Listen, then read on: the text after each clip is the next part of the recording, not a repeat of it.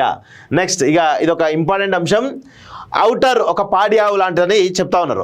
రోజు చీకటి పడేసరికి 2 కోట్ల టోల్, ప్రైవేట్కి ఇచ్చిన 16 నెలలు 1000 కోట్లు, ఐఆర్బి కంపెనీకి 30 ఏళ్ల పాటు డబ్బు 3 దశాబ్దాల లీజుకు చెల్లించింది 7,380 కోట్లే. 8-9 ఏళ్లలో ఆ సొమ్మంతా టోల్ ద్వారా రికవరీ అంటూ చూస్తా ఉన్నాం. సో ఇక్కడ చూడండి 2024లో ప్రతి నెల వచ్చిన రాబడి జనవరిలో 59 కోట్లు వచ్చిందట. సో ఫిబ్రవరిలో 58 కోట్లు, మార్చిలో 63 కోట్లు, ఇట్లా ఈ మొత్తం డిసెంబర్ వరకు 12 నెలలు, జనవరి నుంచి డిసెంబర్ వరకు 12 నెలల్లో 764 కోట్లు వచ్చినాయి. సో వీళ్ళు చెల్లించింది ఎంత? 7,380 కోట్లకు టెండర్ లీజు వాడుకొని చెల్లించారు. సో ఇప్పుడు ఏమైంది?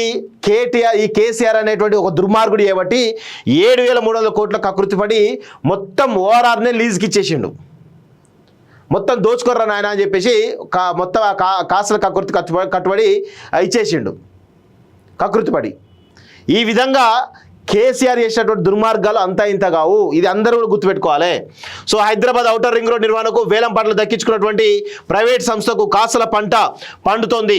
సో 7,380 కోట్లకే 30 ఏళ్ల పాటు ఓఆర్ఆర్ కాంట్రాక్ట్ దక్కించుకున్న సంస్థకు తొలి 16 నెలలకే ఏకంగా 1000 కోట్ల ఆదాయం వచ్చింది. హైదరాబాద్ ఓఆర్ఆర్ సహా దేశవ్యాప్తంగా 17 రోడ్డు ప్రాజెక్టుల నిర్వహణ, టోల్ వసూలు చేపడుతున్నటువంటి ఐఆర్బి కంపెనీకి అత్యధిక ఆదాయాన్ని ఆర్జించి పెడుతున్నటువంటి రెండో ప్రాజెక్టుగా మన ఓఆర్ఆర్ నిలిచింది.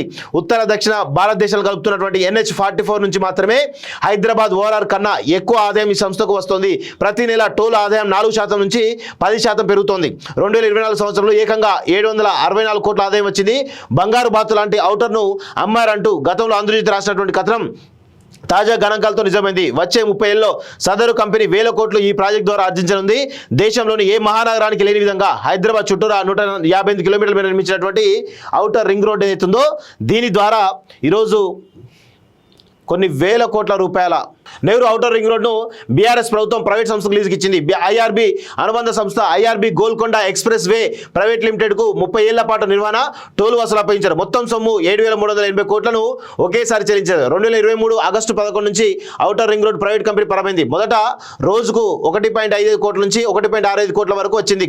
ఏడాది గడవక ముందే 2 కోట్లు దాటింది. ఓఆర్ఆర్ అండగా హైదరాబాద్ రియల్ ఎస్టేట్ విస్తరిస్తుంది. దాంతో ఔటర్పై రోజుకు వాహనాలు రాకపోకలు పెరగడమే కానీ తగ్గే పరిస్థితి లేదు. ప్రస్తుతం రోజుకు 2 లక్షల వాహనాలు తిరుగుతున్నాయి. ఏటా పెరిగే టోల్ ఛార్జీలు కొత్త వాహనాలతో ఔటర్ ఆదాయం మరింత పెరిగిందని చూస్తా ఉన్నాం. 2023తో పోలిస్తే 100 కోట్లు పెరిగిందట. అబ్బాబ్బాబ్బాబ్బా. ఔటర్ రింగ్ రోడ్డు ప్రైవేట్కి ఇవ్వాలని నిర్ణయించినప్పుడు 30 ఏళ్ల ఆదాయ వ్యయాలను అంచనా వేసే బాధ్యతను అప్పట్లో HMDA మాజర్ అనే సంస్థకు అప్పగించింది. ఆ సంస్థ ఇచ్చిన నివేదికను ఎందుకో బయటపెట్టలేదు. కేవలం 7,380 కోట్లకు ఏ విధంగా 30 ఏళ్ల పాటు లీజుకి ఇస్తారని అప్పట్లో పెద్ద ఎత్తున ఆరోపణలు వచ్చాయి. రాష్ట్ర ప్రభుత్వ నిర్వహణలో 2019-20లో 351 కోట్లు వసూలవగా కోవిడ్ ప్రభావంతో 310 కోట్లు వచ్చాయి. తర్వాత సంవత్సరం 422 కోట్లు వసూలయ్యాయి.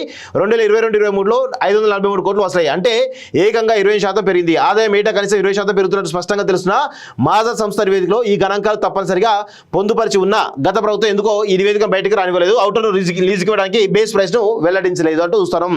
సో 7,380 కోట్లకు లీజుకి ఇవ్వగా ఆయనకు వచ్చే ఆదాయం ఎంత?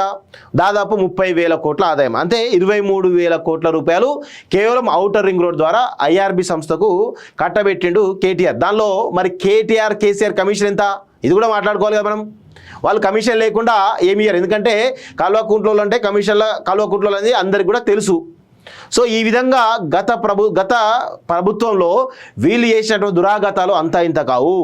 7,000 అసలు ప్రభుత్వమే నిర్వహిస్తే అయిపోతుంది కదా, దానికి అంతగానం ఐఆర్బీకి ఇవ్వాల్సిన అవసరం ఏంది?